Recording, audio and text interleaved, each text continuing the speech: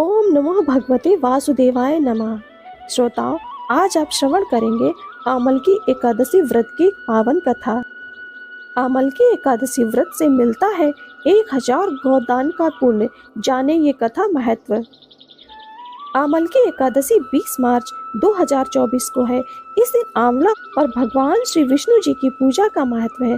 आमल की एकादशी व्रत से धन समृद्धि और गौदान के समान पुण्य फल प्राप्त होता है। सुने ये कथा। फाल्गुन माह के शुक्ल पक्ष की आमल की एकादशी 20 मार्च 2024 को मनाई जाएगी। वैसे तो ये व्रत भगवान श्री विष्णु को समर्पित है, लेकिन इस दिन आंवले के पेड़ की पूजा करने का विधान भी है।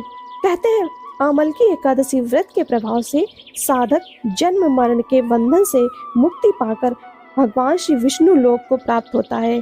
पुराणों के अनुसार आमल की एकादशी का व्रत करने से 1000 गोदान के फल के बराबर पुण्य फल प्राप्त होता है। माता लक्ष्मी की कृपा प्राप्त होती है। जाने आमल की एकादशी व्रत की पावन कथा। प्राचीन समय में वैदिक नामक एक नगर था। यहाँ चैत्ररथ नामक चंद्रवंशी राजा का राज था। नगर में ब्राह्मण, वैश्य, क्षत्रिय, शूद्र चारों वर्ण के लोग प्रसन्न रहते थे। नगर में सदैव वेद ध्वनि गूंजा करती थी।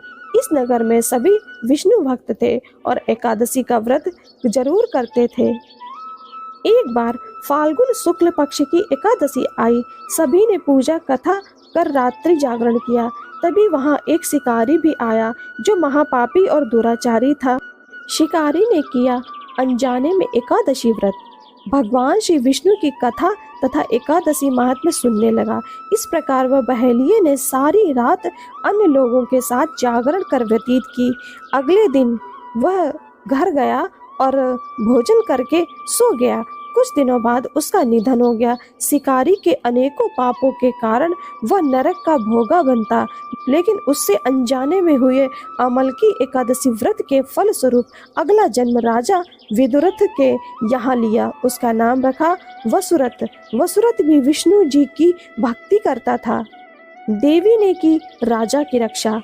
एक दिन जंगल में रास्ता भटक गया। वह एक पेड़ के नीचे सो गया। उस पर कुछ डाकुओं ने हमला कर दिया, लेकिन इन दुराचारियों के अस्त्र शस्त्र का राजा पर कोई असर नहीं हुआ। कुछ समय बाद राजा वसुरथ के शरीर में से एक दिव्य देवी प्रकट हुई और उन्होंने समूचे डाकुओं का नाश कर दिया। लोगों ने हमला किया, लेकिन उसके शरीर से प्रकट हुई स्त्री ने उन सबको मार डाला और राजा बच गया। आमल की एकादशी व्रत से मिलता है मोक्ष, ऐश्वर्य, धन। राजा जब नींद से जगा तो देखा कि काफी संख्या में लोग मरे हुए हैं। तब आकाशवाणी हुई कि भगवान श्री विष्णु ने तुम्हारी रक्षा की है।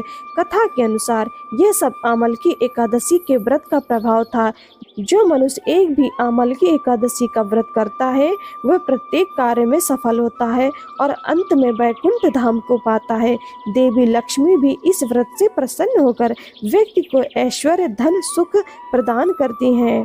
आमल की एकादशी व्रत की कथा संपूर्ण हुई। ओम नमो भगवते वासुदेवाय नमः। श्रोताओं, आप सभी का जीवन मंगलमय हो। हरे कृष्ण।